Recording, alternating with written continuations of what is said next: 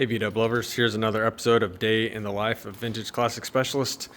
So let's go ahead and jump right in here. So today was Wednesday, or I guess it's still Wednesday technically.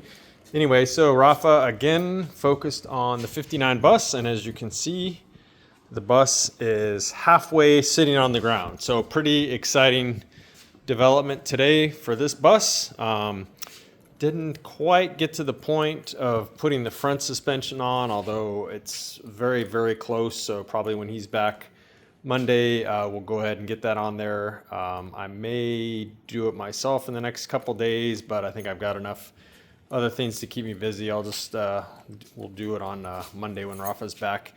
Anyway, so yeah, let's see what we got here. So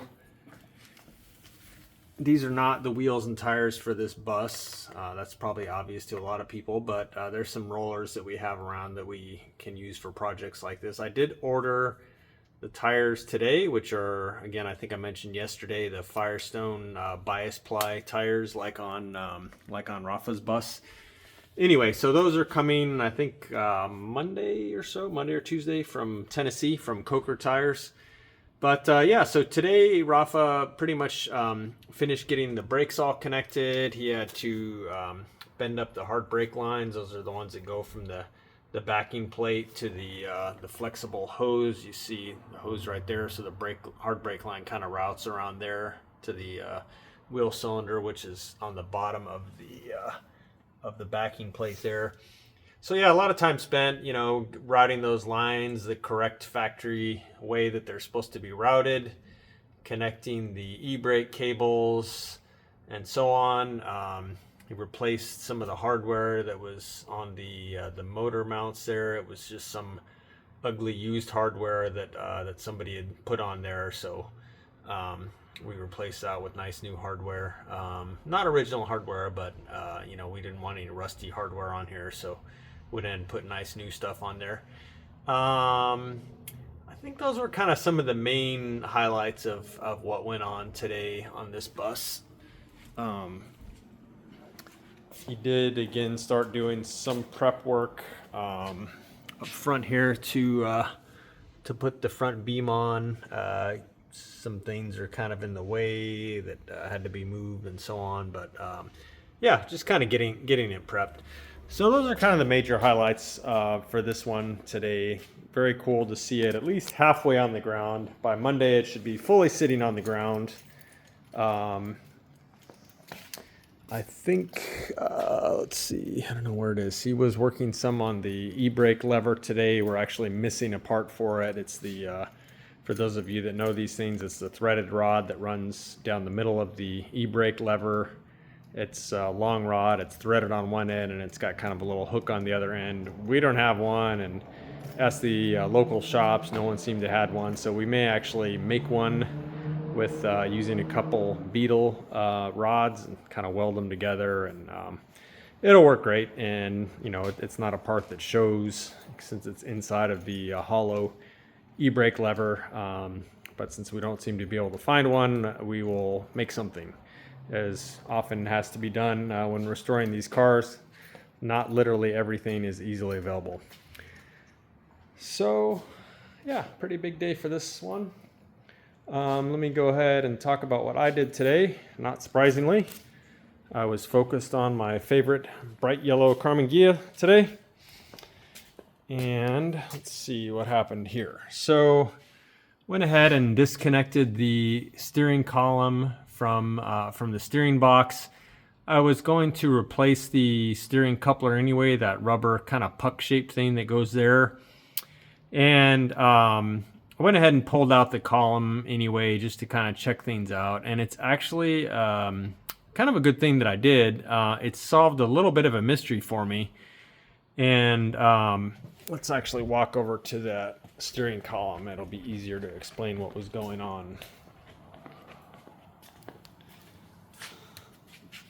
So this is the actual steering shaft here. So this runs from basically the steering coupler goes here, steering box is here, and then this has this kind of corrugated section here, and then it's a solid shaft that runs all the way through to the end where the steering wheel and so on bolts on. Anyway, this corrugated coupler here was actually bent. I mean, if you drew a straight line from the center of this to where this was, I mean, it was probably out at maybe like a 1/4 inch. I mean, which doesn't really sound like a lot, but the mystery that I mentioned earlier was when this was all in the car and you would turn the steering wheel, instead of the shaft just kind of, you know, rotating nicely in here, as you would rotate the shaft, it would kind of like waller around. I'm not doing a very good job. It would kind of do that as you rotated it. In other words, it would kind of go around like that instead of just staying more or less, you know, put wherever it was and rotating like this. It had this really weird wobble in it. And I was kind of scratching my head, wondering what it was. And yeah, sure enough, as soon as I pulled out the steering column, I saw this thing had this very pronounced bend in it. Luckily, this is pretty easy to straighten out. So I basically took the handle of a jack, put it on there, and used a little elbow grease and got it straightened out. This thing is actually made to collapse in case of a bad accident. So if the front of the car gets hit real hard and pushes the front suspension and everything toward the driver, then this thing would actually collapse inside here. On the older ones where this was just a solid steel rod, if you got in a really bad accident, it would basically shove the entire steering shaft toward the driver. So you'd have the steering wheel basically coming at the driver in that way. So on later cars, and off the top of my head, I don't know what year they implemented this, but on later cars, they put this corrugated section in there where if this gets hit, this thing just kind of crushes and you don't have the steering wheel sort of shooting toward the driver's chest. Anyway, so yeah, that was kind of fun to find that and fix it. So as you can see, I went ahead and disassembled this and got it painted it in the proper color, which I think is called gray black, and you can see that's kind of exactly what it is, kind of a charcoal color. It's not really supposed to be black, it's kind of a dark gray charcoal color. So I went ahead and painted that. Came out pretty good here. And then I did get back the trailing arms from Roth Vintage. Those of you that watch the channel probably heard me mention him before. He does a lot of our work, like pressing ball joints in and out, stuff like that. Look him up if you need any work like that done or other mechanical work. But anyway, got these back from him, and then I wire brushed them and sanded them all down, painted them as you can see. And then while I was at it, since I had all the steering couplers apart, cleaned and wire brushed these, which are what connect the steering column to the steering box. That rubber thing goes between these. Cleaned those up, painted them.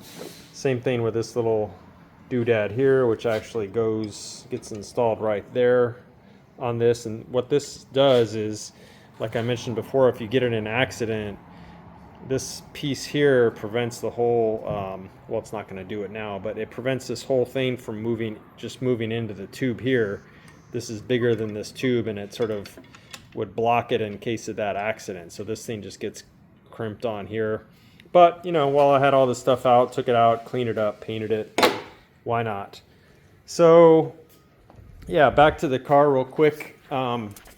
It's actually going to be, now that I've gone and removed all that stuff, it's going to be easier to do a really nice job of finishing cleaning this all up in here, and then you know, undercoating this whole under tank area and the under fender areas without all this suspension and stuff in the way. So I'll leave all that stuff that I just showed off, and then we'll go ahead and undercoat all this in here, and the suspension here, and you know, the pan head, and underneath here, pretty much everything under the fenders and under the gas tank. We'll go ahead and do undercoating just like we did on the back of the car. So all this is going to look pretty much brand new when we're done, and should come out pretty well. So anyway, that is it for today, guys. Hope you enjoyed this, and we'll see you next time. Thanks for watching.